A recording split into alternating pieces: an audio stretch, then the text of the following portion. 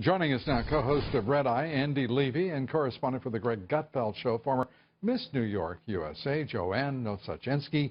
Great to have you with us. Martha Stewart, and I'm not quite sure why, but Martha Stewart taking on millennials, and Andy talking about they live with their parents and disparaging these sweet, sensitive souls. I couldn't agree more, Lou. I'm over millennial bashing. She's mad that she says millennials know how to develop software, but they don't know how to plant a tree.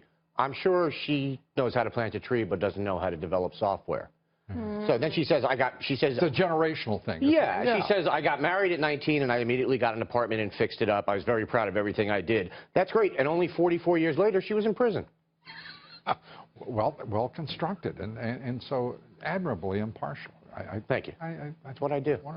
Your thoughts, Joanne? Yeah, she doesn't like millennials. Well, we don't like you, Martha. And we love orange is the new black. So that's a shame because you were in prison. No,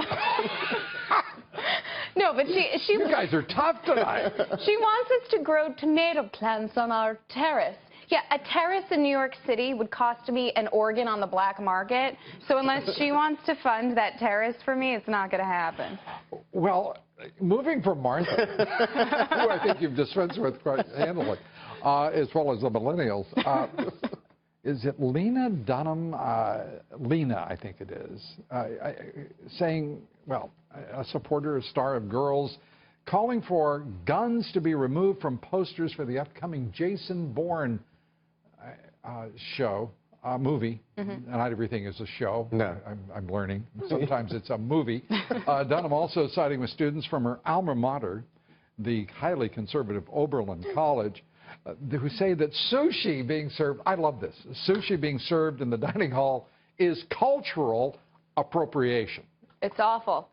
Get rid of it all. In fact, she should replace one of her white actresses on Girls with an actress of color and change the name from Girls to Identifies as Girls. If you're going to really go for it, completely go for it. Am I right, Andy? You are right. You are correct, sir. Thank you. The pronoun I prefer. Yes. Look, there's a difference between well-educated and smart, and some people prove that time after time. And I think why are you looking? That's what we're looking at here, Lou. I'm looking at you only because you are the host of the show, and it would be rude not to.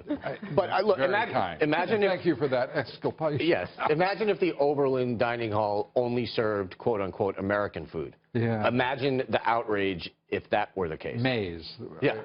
I think yes, that's exactly. Right. Yes.